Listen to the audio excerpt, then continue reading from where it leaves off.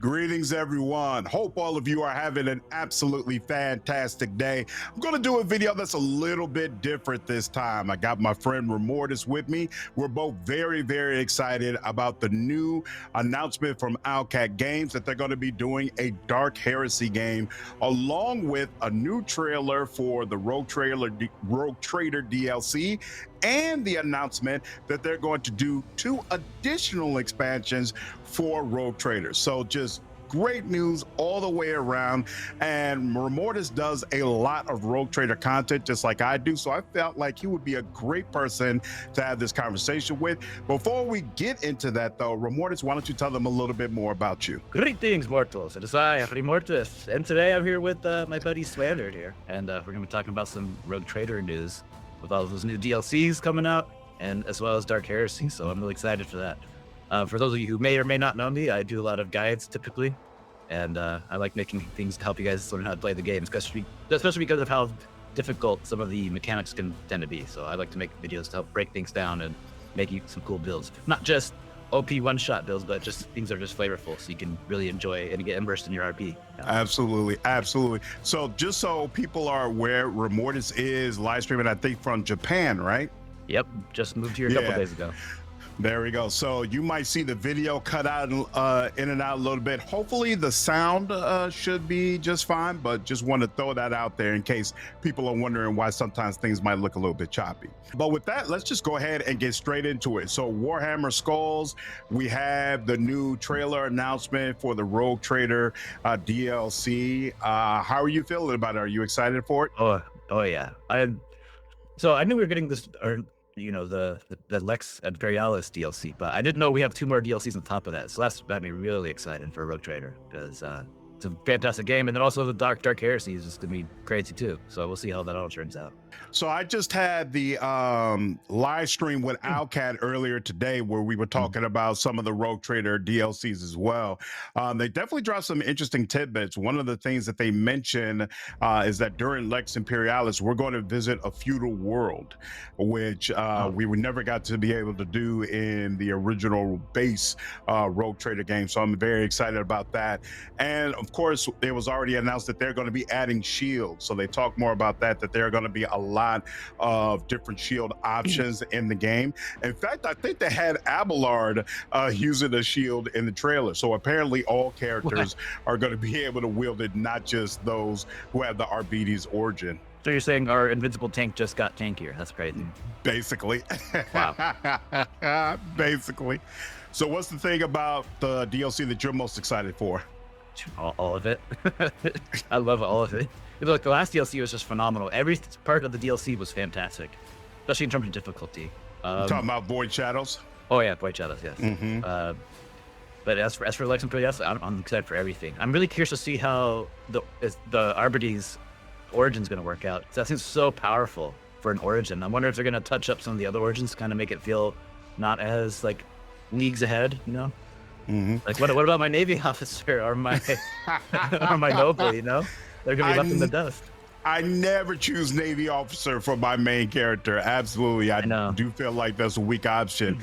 They haven't talked at all about shoring up some of the other origin that you already have, but maybe that is in the works. It would be very interesting to see. They did know that they're going to add some character customization options in the form of new hairstyles and cybernetics, and that we're going to get 2 new portraits to go along with the Arbites origin. And supposedly these portraits are amazing. Stark in particular said he's really happy with the way that they came out, but nothing about shoring up the other origins. I do agree that the way Arbites has been, the way Arbites has been described, it sounds like it's going to be ultra powerful, considering that it's set up almost like Psyker, where you have different specializations that you can go into. Apparently, the party member that we get, he's going to be focused on the shotgun version of it. I forgot what it's called, like the Vigilante or whatever, but he's going to have the Cyber Mastiff, and he's going to be wielding a shotgun, which to me sounds insane, but we'll see how it actually works out in the game. I think it's really cool though how they structured it is that it's so versatile in terms of what build you're trying to run. Especially with the Overseer as well, like how there's a different pet for each type of build. I think that's awesome. Yeah, Absolutely. They mentioned that they wanted to give people more flexibility as far as how you combo with the Overseer. So, unlike most of the second tier archetypes that require you to have a specific archetype before you can select it, Overseer is available for any archetype that you select. And you're going to get another special option if you happen to have the Arbites origin. So it's going to allow a lot of unique combinations, and it'll be interesting to see how people take advantage of it. They mentioned during the live stream earlier, or I think it was Starrock in particular, mentioned that he feels like this is the first time Pascal has a second tier archetype that really fits with what you would expect from him. They were always dissatisfied with the bounty hunter and assassin options, but he feels like Overseer really makes the most of the kit that Pascal has available. Because one thing that was my other concern too is like, so all the classes that could come in Overseer, are they actually going to be functioning pretty solid? Because I know Operative can be an executioner, but there's no synergy there whatsoever. So it's like, what's the point of having an operator be exactly be that? Also, speaking of operative, I hope they kind of roll back some of the nerfs and actually bring operative back up, because I feel like it's so much weaker in comparison to some of the other classes now. Like I feel like they gutted it. So hopefully we can get a little bit of love there, but we'll see. It was a weird situation because I feel like on some level they gutted it because they needed to simplify it because people didn't understand what the hell it did. And so in the process, it lost some of its efficacy. But I don't know, Pascal is just so awesome that I end up using operative anyway. Sure. and just roll with it with his high intelligence and figure things out. It can be very good, but I think out of all the archetypes, you have to do the most to get the most out of operative, as opposed to some of the other options like Blade Dancer. It takes nothing to get a whole lot out of Blade Dancer. Exactly. Now, like operative, you can one-shot something technically, but it requires a ton of setup. But, and I was the same thing too, like how you said you use Pascal all the time. Like I finally figured out how to properly use the earliette, and now she's always on my team. There's some really cool stuff you can do, especially with the way she does other sniper stuff. It works really well, especially if you make her a bounty hunter. Because that free extra turn you can use that for her next bounty or her next sniper shot for that free turn. So it's like, so when it comes to her turn, she's like, bang, just destroying everybody. I'm super excited for Lex Imperialis. I'm just curious, like, I wonder how the difficulty is going to be too, because you know how Void Shadows, all the Void Shadow DLC was incredibly difficult. And then after you're done with it, you go back to the regular game, like everything's cakewalk after that, Yep, that's 100% true. And Alcat is definitely aware of it, but it doesn't seem like they have an answer yet for how to make the game more balanced, because it's not just that the DLC encounters are so clearly more difficult than the base game encounters. It's also that because there's so much more content, people are leveling faster, and it's hard for Alcat to balance the overall game to account for this content being added into it. And so that's right. Yeah, exactly. So there's another aspect of it that, based on what I've heard from them, they haven't really figured out how to address that yet, but it's definitely on their mind. Yeah, definitely. Like, there has been conversation about potentially putting a cap on the player's action economy, like only allowing the player to attack or act a certain amount of times per turn, over and above the limits that are already in there, which, I don't know how I'd feel about that. It's interesting, I'd have to experience it for myself to make a decision. Exactly. It's like 6 in one hand, half a dozen in the other. I feel like, me personally, I feel like the combat system at this point just is what it is. All right. And some people love it and some people don't. And I think the refinement should happen in Dark Heresy. Exactly. I was about to say the same thing. Yeah. Like, if you decide, there's some things about the Rogue Trader combat system that you really want to refine or really don't feel like work, then refine it there. But to just up in everything about Rogue Trader, I don't know if I'm really in favor of that, to be honest with you. I 100% agree with you. Because like with Rogue Trader, I love the way that all the classes are laid out. Like Officer as a support feels so good. Like, think about any other tabletop or any other RPG. Oh, I'm gonna play a support character. It usually means, I buff people and I heal people. Yeah, it's more boring. But then the fact you give people extra turns, it just makes things really cool. It makes sense. Like, you're an officer. Hey, you go get that. Okay. Yeah. All right, sir. and then they go do it, and then playing as a noble officer is my favorite type of main character, to be honest with you. Oh, absolutely. Like, it's definitely canonical for sure. I had so much fun.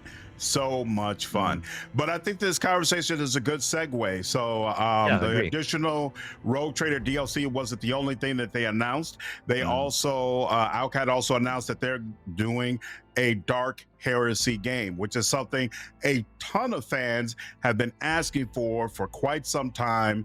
I would say that game and Warhammer Fantasy are probably neck and neck as far as the Warhammer games that my community wanted to see the most. So a lot of people are happy to see it. What are your thoughts on the announcement? Honestly, I was actually surprised it was going to be another 40K. I thought it was going to be Warhammer Fantasy, like you were saying.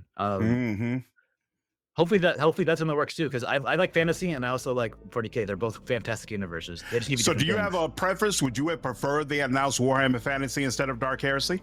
Honestly, I don't know. Because ultimately, at the end of the day, as long as I can play an orc in some fashion, I don't care. Everyone's like, oh, I want Necrons, I want this. I'm like, yo, where's my greenskins at? We need to cook them, boys. So in Warhammer Fantasy, you can choose your own race? No, not necessarily. But Warhammer Fantasy is a lot more convoluted, I guess. No, not even that. No, it's just different. Because so I know during the reveal of the Skulls event, you were saying that you never played Total War Warhammer, and honestly, it's so much fun. It just pairs things too perfectly well. But the way they do fantasy in that is just so good, because like there's a bunch of different races, and they all have like some of them they kind of work at a necessity, but most of the time it's kind of like really brutal and grungy, and it's like everybody's like, oh, get away from me, pointy ear, you know, that kind of thing. So it's like the dwarves hate the elves, and then there's chaos forces and all kinds of nasty stuff. But it's just a whole different, it's like a different universe, but you know, fantasy instead of guns, I guess. Even though the Skaven have some kind of form of guns, it's kind of interesting. But anyways, no, I don't know, because 40K, like I said, both 40K and fantasy, there's lots of good merits for both of them. I'm happy with both. I'm happy with Dark Heresy. As long as it goes good, maybe they'll do a fantasy down the road. We'll see. Right. Awesome. And the main thing I'm wanting though from the Dark Heresy is like as you're saying with the combat with Rogue Trader, it is what it is. But I kind of want a more grittier, slower combat, because there's a lot of classes that don't get to really shine in Rogue Trader, like the Master Tactician, like the Ultimate, where it's like everybody gets to take a free shot. I think that would be cooler if you get to use that more, because usually by the time you get to your ultimates, the game's over or the match is over. Yeah, so they mentioned that a lot of the core fundamentals of Dark Heresy are going to be taken from Rogue Trader, but at the same time, they're going to find ways to refine the system. And one of the areas where it's going to be different is definitely going to be combat. So there is no momentum system the way that there is in Rogue Trader. Instead, there's like I forgot what it said. It's not infamy. It's not popularity. It's something where it's something about how known are you, and there's also like going to be or something. Yeah, some sort of renown system, and then there's also morality system. But it's all going to be geared around, you know, how big in the Inquisition are you, and this system can potentially allow you to just straight up frighten enemies to the point that they just surrender. So that's part of how they're going to implement a system to make turn-based combat faster. If it's clear that you're completely overpowering your enemies and you have a certain level of, you know, infamy, for lack of a better word, then it could just be that enemies give up, that they realize, okay, the jig is up, and they just surrender to you. And that's supposed to be a way of speeding up combat, so you don't have to go through additional turns when the end is pretty much obvious. Interesting. So that makes me wonder though, in terms of like player builds, does that mean like say somebody who's like a more social character who's like maxes out intimidation, could they make people just be scared and that you don't have to really do combat? That's the way it sounded like. It sounded like someone who was completely focused on fear and intimidation would actually be very, very useful to have in combat. And it was also strongly hinted that investigations are going to be a massive part of the Dark Heresy playthrough. So it's going to be a lot of tracking down cases of heresy and interrogating people and things of that nature. And so, of course, that's another area where having a very, very high intimidation score is really going to help you. This makes me think, oh my God, what's the investigator's name? Oh my God, I'm just blanking on the name. His partner's Columbo? Watson. No. Sherlock. Yeah, so we're gonna be Sherlock in space. Is that what it is? That's what it seems like. Oh, yeah. But paired with like the Punisher. Exactly. Right. So for me, it's really, really cool. What I'm hoping, it's not clear that we're going to get this, but what I'm hoping, and I said this on the live stream earlier, I want a game that's going to allow us to do a bunch of different investigations, and all of them have the potential for failure.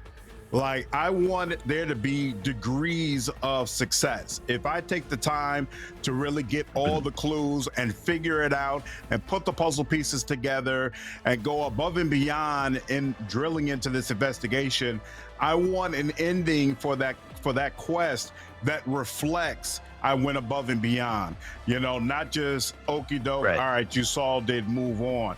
And I want the ability to fail some of these investigations or some of these quests, and not just that, oh, you got this wrong, so this is an X on your journal, but actually some reactivity from the game that, hey, you really messed this up. You messed this up. People's lives were impacted. You marked the wrong person for judgment, that kind of stuff. I'm really hoping we get that type of experience. We'll see, though. That'd be cool. Another thing I'm really curious, though, that I would love to see, this is also one of my main complaints for most Alcat games, is the replayability and starting a new run. I want the ability to skip the first act. Like, if you've done it before, and like, so that way you can just jump straight into the part where you get to do whatever you want, like go straight into Act 2 or etc. It's like with Wrath of the Righteous, that it's like 5 or 6 hours until you can finally do what you want. Like, it's such a long intro. It's great. It's a great intro. But when I'm trying to do other builds and try to do other playthroughs, I want to be able to like skip to this chapter 2. So maybe they can implement a system where like some of the key choices you make, you're like, all right, we're going to skip to chapter 2, but here's what choices did you make the first time around. And I think that'd be really nice. In Wrath of the Righteous, there's a way you could take a save at a certain point and then make that save a different character. Right. So I would copy a save at the end of Act 1 and then make it a different character and then use that save to start a brand new playthrough. And all I would have to do is respect my character to a different class and make sure I pick the right mythic path, and then I'm off to the races. Unfortunately, that's not really viable in Rogue Trader because you can't change your archetype once you've selected it. So unless you want to do a new playthrough with the same first tier archetype, you really have to just start all the way back over and in order to get the type of playthrough that you want. So I definitely see what you're talking about, and it'd be interesting to see them implement something like that, because I think that's kind of consistent in Outcat games. That first act is kind of slower, right? You don't have as many options, you don't have access to everything that you want, and then afterwards it really opens up and you get to go into the real nitty-gritty of the game. Exactly. Yeah, because I feel like the Act 1s it's more like a bigger tutorial kind of thing, and like an intro to the story. Like it's like I said, it's phenomenal. But playing it, after the 5th or 6th time, it's like, come on, I want to get through it so I can get to the meat and potatoes of the game. I want to go free, go around Rome. Absolutely. So, what's the most attractive to you about potentially playing Dark Heresy? Like, what are you going to be looking for from the game? Just more builds. Just more builds, more different character combinations. Hopefully, like I mentioned, I hope like a slower, grittier playthrough. Because I was briefly watching your guys' post on it, and is it supposed to be aimed at more like a lower level campaign? Is that what it? Did they confirm that? It's supposed to be what? A lower level campaign.